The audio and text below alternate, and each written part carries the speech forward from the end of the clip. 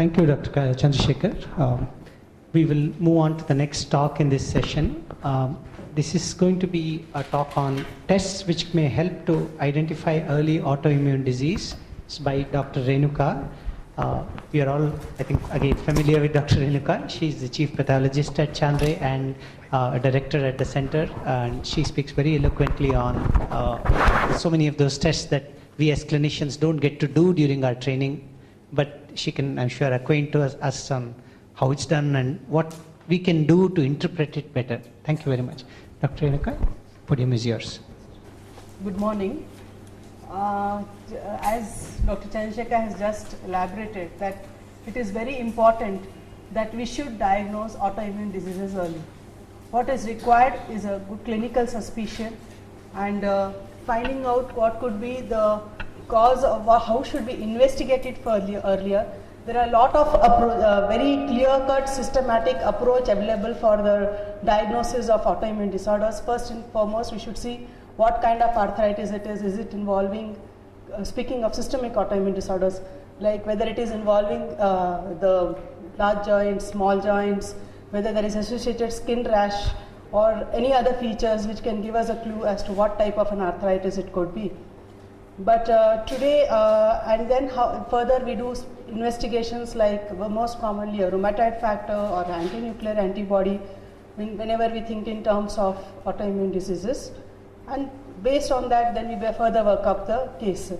Today what I would be actually stressing is how to giving the importance to the early diagnosis of autoimmune disorders rather than going into exactly like do a rheumatoid factor, do a synovial fluid analysis. When you think of this, I would really look like why is it important to look into, go into the data as to what are the evidences to say early diagnosis is important.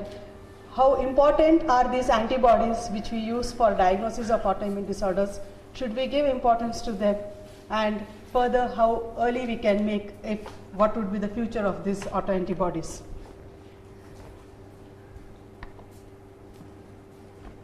Autoimmune disorder. What is an autoimmune disorder?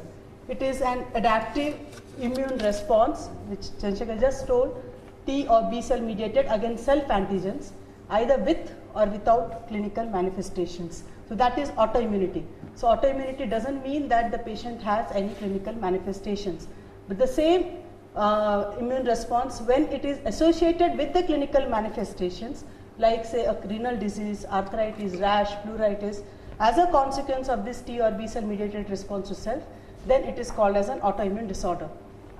For instance, an ANA, if it is present in a patient without clinical manifestations, would come under autoimmunity, but if it is associated with a clinical disorder, it would be considered as very important in the diagnosis of autoimmune disorder.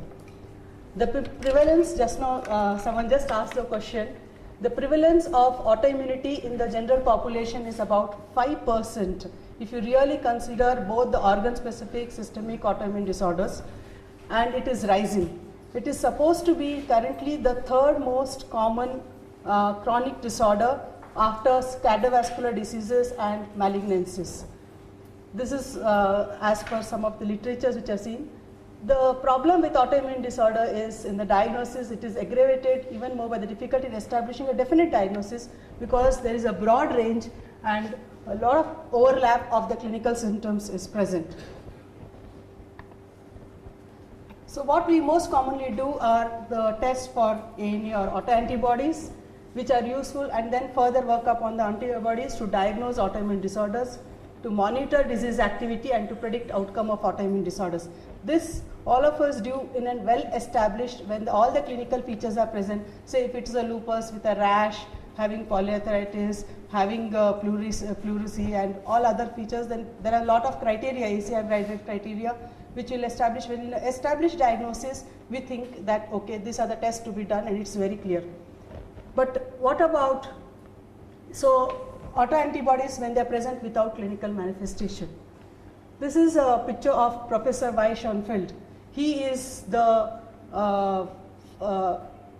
clinician, head of the Department of the Internal Medicine and Autoimmunity at Tel Aviv University.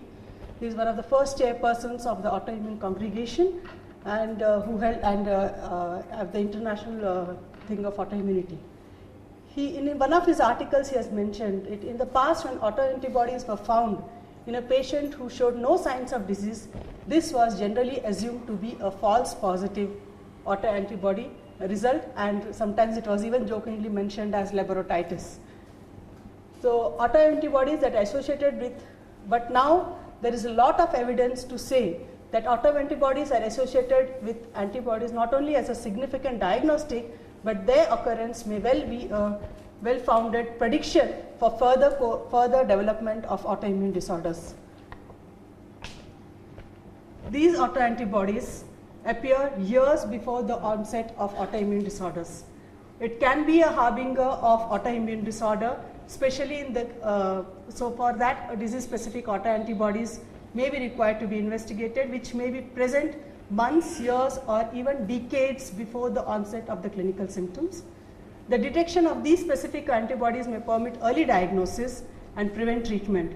The classic example of this is the anti-mitochondrial antibodies, which are present in primary biliary cirrhosis, which are seen to be present about in so many cases. In 76% it was present about 11 to 24 years on a follow-up period. So when the first commonly test done in autoimmune is ANA. But ANA is not a very specific test.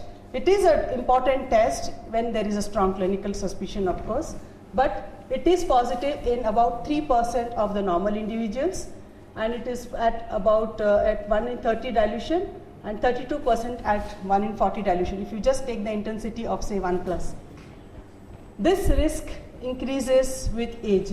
So once an ANA is positive, but however it is preferable to do screening for disease-specific antibodies, which may be useful in asymptomatic ANA-positive individuals as a means of evaluating the risk of developing any of these autoimmune disorders.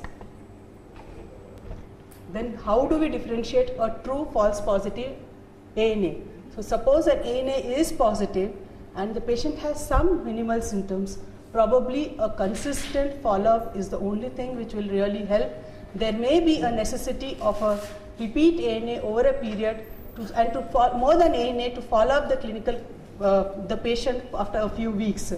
The result test has to be checked after a reasonable period. For example, now it is presumed that for antiphospholipid antibody syndrome, the diagnostic criteria as per the new Sydney classification, it says that it should be repeated after about 12 weeks for confirming the diagnosis of antiphospholipid antibody, because it could sometimes be increased even in a case of an infection. So that is here it is already established that yes, if antiphospholipid antibodies, once they are positive, if the patient has clinical symptoms, naturally you will say recurrent abortion, you will say it's positive. But yes, if there are just a doubt, then probably it is better to repeat the antiphospholipid after 12 weeks.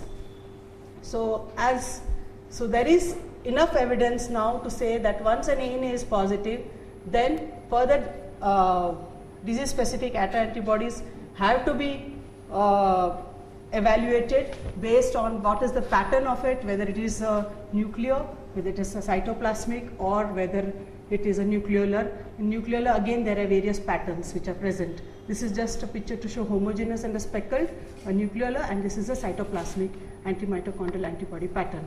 So this is an algorithm. This will really help in finding out what type of an antibody has to be analyzed. However, now it's much more easier because different blot assays are available wherein you can do the analysis of these antibodies at one go.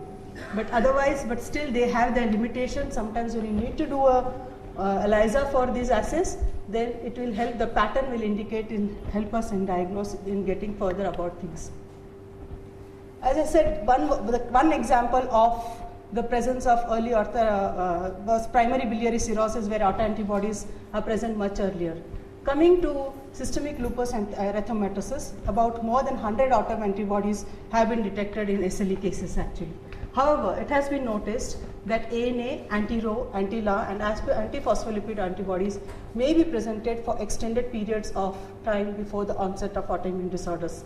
Anti-SM and anti-RNP are thought to appear much closer, but dsDNA was detected they have studied the military recruit serum store samples and they have analyzed them again after a few years, and they have analyzed the dsDNA and followed up these cases, and they found that anti-dsDNA was present as long as 9.3 years before the diagnosis, with a mean of 2.7 years. So at least one lupus antibody was present before diagnosis in 88% of cases and ANA in 78% of cases. However, it is still not known that the presence of this antibody, what is going to be the likelihood of this patient developing the autoimmune disorder. That exact picture is still not known, that how many of them will really go on to form. There are not much studies on that particular thing.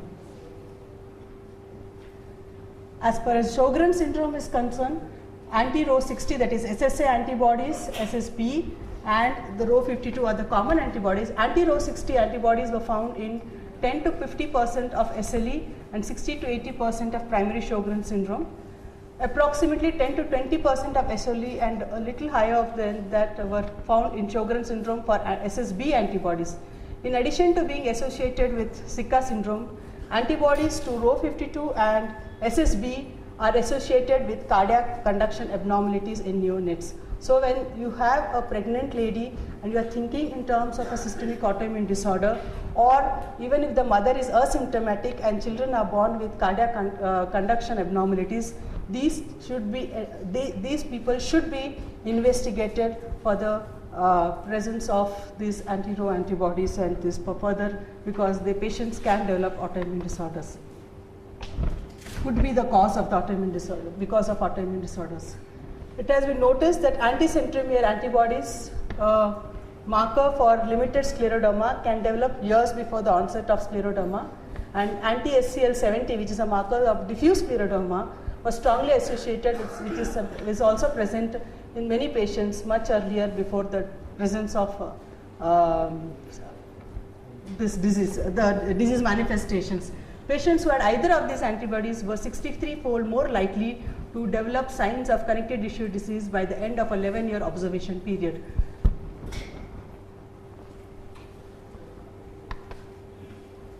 Similarly, in myositis, antibodies against tRNA synthetase. In diabetes, the presence of glutamate deoxylase, antibodies against insulin, islet cell antibodies. In thyroid peroxidase antibodies in Hashimoto's or any other thyroiditis have been noted much earlier before the disease has been present. So coming to the most common condition which we want to rule out is the rheumatoid arthritis in diagnosis of any of this, because this has a very aggressive course, and many a times these patients are already presenting with erosive arthritis at the time of clinical presentation. It has been detected that rheumatoid factor, which is a very commonly used test, has been detected 1 to 2 years before the onset of clinical symptoms, and the presence of rheumatoid factor is associated with a 20 to 40-fold greater risk of developing RA. The risk is relatively high in those with rheumatoid factor, very high rheumatoid factor titers. The other antibodies like anti-citrullinated cyclic peptides, which have precede the development of rheumatoid arthritis by several years, and I will be coming further into it to say that these are even more specific than rheumatoid factor. The diagnosis of rheumatoid arthritis is currently based on ACR criteria for purpose of classification. But new criteria are emerging for the detection of very early rheumatoid arthritis, which is less than 6 months in duration, 6 weeks actually. Markers such as rheumatoid factor and anti-CCP have been one of the things which are present as per the ACR criteria. This is the new ACR guidelines and EULAR, ACR EULAR together guidelines that come together for the classification criteria for rheumatoid arthritis, wherein they take into the consideration the joint distribution, the joints which have been involved, the lab investigations such as rheumatoid factor and anti-citrullinated peptide antibodies, the duration of the symptoms, less than 6 weeks or is it more than 6 weeks, and the presence of acute phase reactants. This is acute phase reactants, of course, to establish the inflammatory state. That would be one of the baseline investigations which you would have done. If the criteria is more than 6, if the scoring point, then it indicates it's definite RA. But if the score is less, what about those? Just now, as Dr. Chandrasekhar was just saying, that if they do not have all the criteria, probably these patients might prospectively over time become have a higher score, or retrospectively, if all this data is analyzed, we may still record that these patients were probably cases of early rheumatoid arthritis.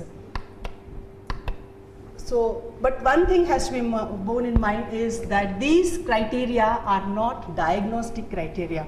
These are basically classification criteria so that we can give a proper treatment, mainly for keeping in mind the treatment, what kind of disease modifying anti-rheumatic drugs to be started when. For those reasons, these are basically classification criteria, and a clinical diagnosis still has to be established by the physician or the rheumatologist, which includes many more aspects that can be included in a formal criteria. So there is not necessary that every criteria has to be met. A strong clinical, if you really feel that the patient has features, these antibodies are present, then probably the patient could be early rheumatoid arthritis and should be very closely followed up. Formal classification criteria may be only a guide to establish a clinical diagnosis, but these are not the diagnostic criteria.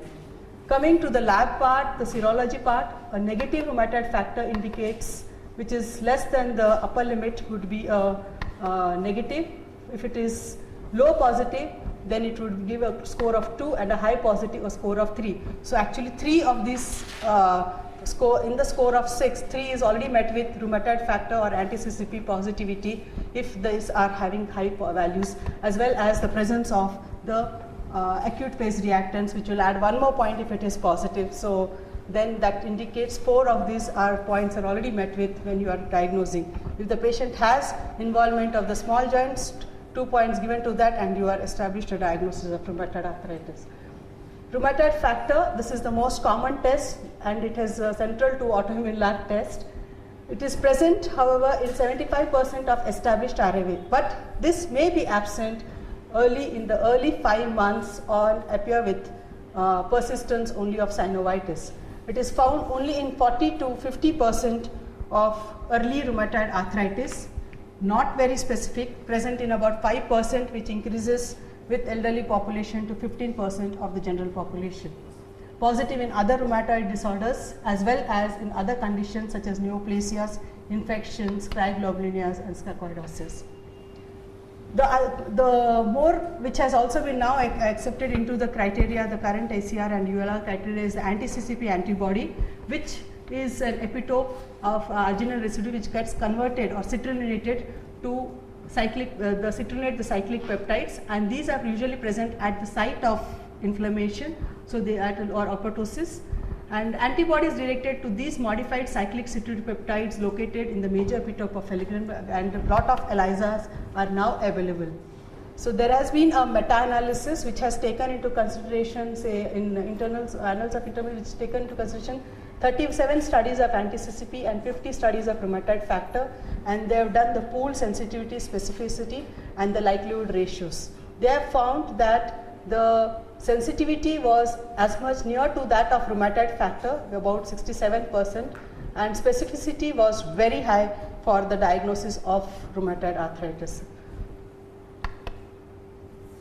These are locally produced in the inflamed joints. Present anti-CCP antibodies are present before the symptoms develop. They are frequently positive very early in arthritis, when the diagnosis may still be uncertain. Prognostically also, these are associated with the development of erosive arthritis, and the presence of a high titer of anti-CCP has important prognostic implications. We had done one study in which we had evaluated the anti-CCP antibodies in a South Indian population, wherein we have taken only those cases which were rheumatoid factor negative and still had some vague clinical symptoms, which made us strongly think of a rheumatoid arthritis. These patients were reviewed by a rheumatologist. Over a period of 6 months, the diagnosis was established. So once all those patients which were rheumatoid factor negative, only those cases were taken into this.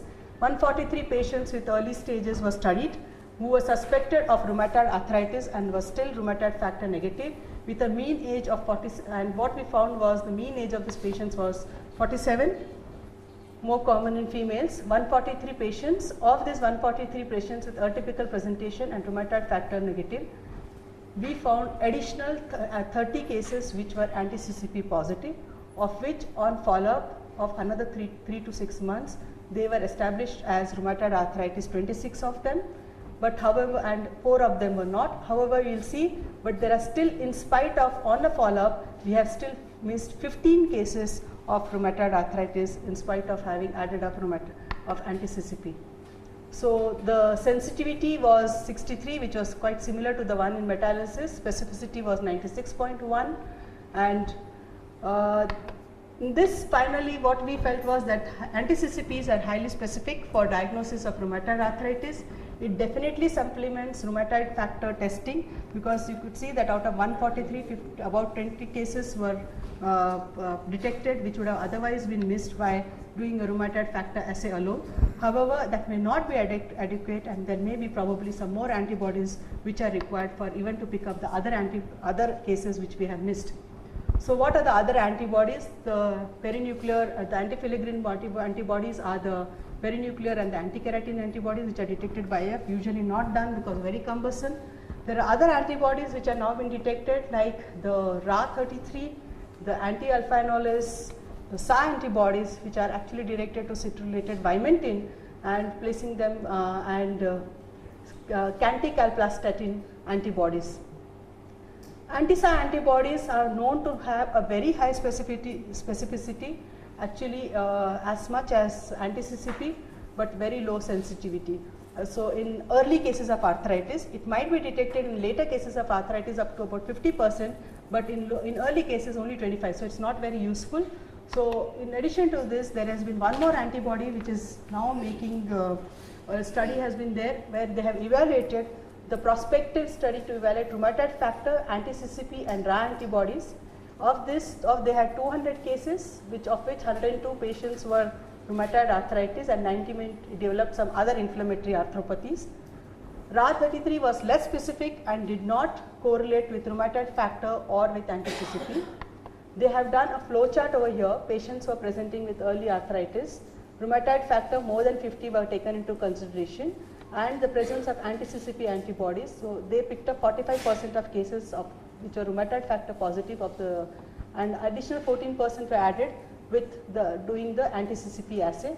Both rheumatoid factor and anti-CCP have a high risk of developing RA, high risk of developing erosive arthritis. Those which are negative, they were further worked with anti-RA33. Of this, another 13% were picked up, so the sensitivity has definitely increased for early detection of rheumatoid arthritis, and these are supposed to have a good prognosis. They were not supposed, they did not have much of erosive arthritis, but still this has to be established, and those which are negative, there was about still 28% of RA which are missing. When it comes to genetic testing, like HLA-DR4 is the most common associated.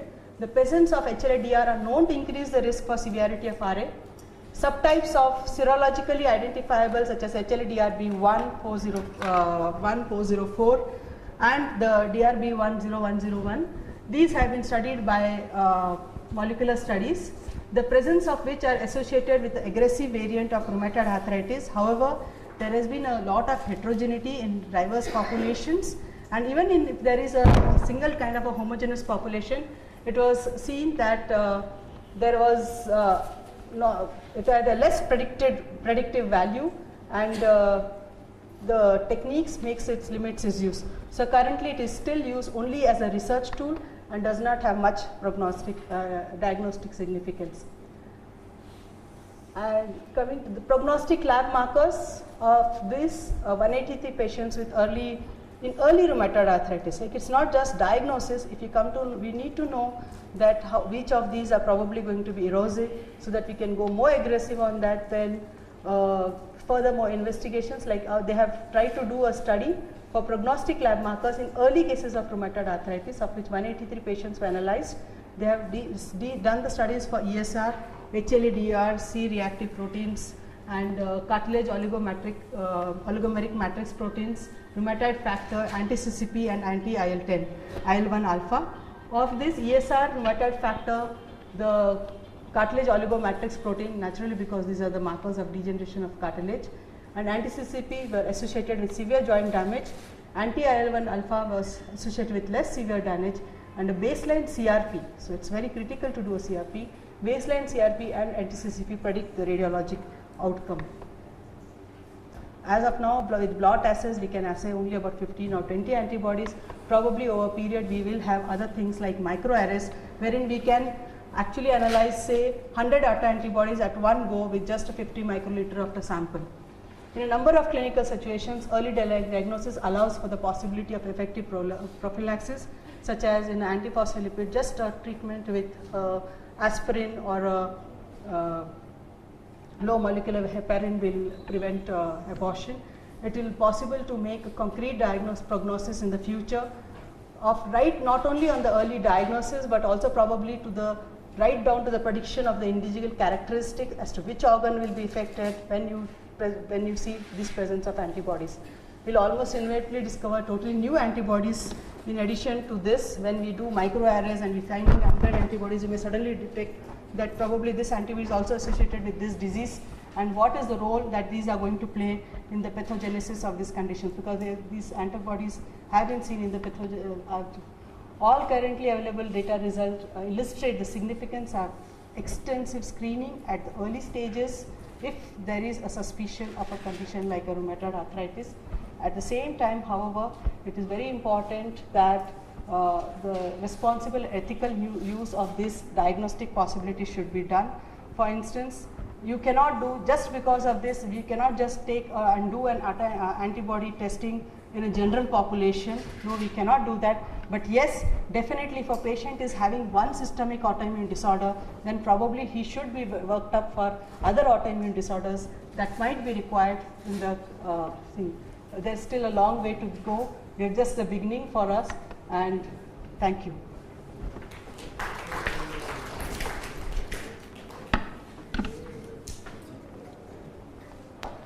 Thank Dr. Renuka for a very beautiful talk on tests which may help us identify early autoimmune diseases.